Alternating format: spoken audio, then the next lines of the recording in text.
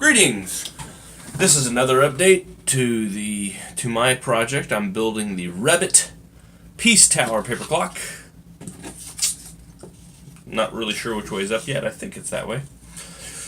And I'm into the instruction manual properly now. I'm on page 26, which is really like page 3. Once you get past all the fluff. I've got most of the frame assembled. I'm putting in the cross joining sections now. I've got quite a bit more of that to do. And I thought it was about time for an update, so here we go. I've cut out all of the D parts, which mostly consist of triangles and braces. That's all the D's. It recommends having manila envelopes for all your parts, because as you cut out the parts, you'll inevitably cut out parts you didn't mean to, just because they're all attached to each other. And you put the ones you don't want yet in the manila envelopes. That way you don't lose them. So that's what I've done. I'm putting these parts on, and I tell you what, really the only ruler I have is this big metal dude right here. And it's quite old and rusty and not the easiest thing to read. But that's it. That's the only measuring device I have, and this is terrible. This is not good. Some parts of this frame are off by, I'm saying something like a quarter of an inch. Really, there's a lot of stuff that doesn't fit very well. I don't know if you could see this part down here. Look at that gap. Look at that. That's crazy. And some of the struts aren't wide enough to accommodate. Everything's like bent and being pushed out. It's not good. It's not good. I don't think I'm doing a good job with this. I'm getting some scary reminders of this guy back here. So I don't have a great feeling about this. It's clear that this was Wrebbit's first attempt at a paper clock because, like I said earlier, this is a lot harder than it needs to be. The frame didn't need to be this hard. When I built the Wrebbit's medieval clock, everything fit together like a glove. All the holes lined up. The axles were roughly the right length. Everything was in the right spot. With this, nah.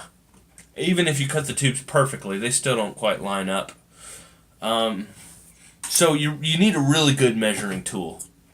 Something really no longer than 3 inches that can give you some fine measurements.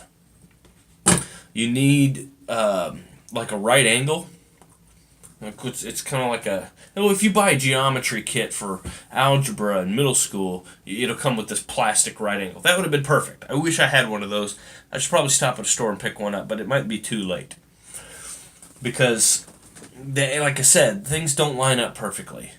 And you need a right angle. So I've been using a business card, but that's not great either. So that's where I'm at. I'm building the frame. It's coming together. I'm not super confident about it. And we'll see. We'll see. Maybe it won't matter. Because like I said, I read through the entire instruction manual once just to kind of get a feel for what's going to happen. And it seems like wherever you need a gear and an axle, you're just going to drill the hole for the thing so that the gears all mesh perfectly and are the right spacing apart. So maybe it doesn't matter that the frame isn't perfect as long as there's a piece of paper there to drill a hole through. It doesn't matter where it is. So that's what I'm hoping.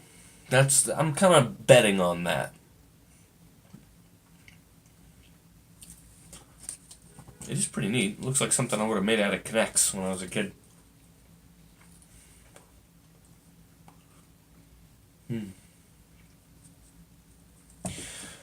Okay, so how long have I been working on this? This is how much I've got done.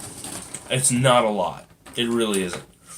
I've made it through the first 2 seasons of the Grand Tour, the new Top Gear.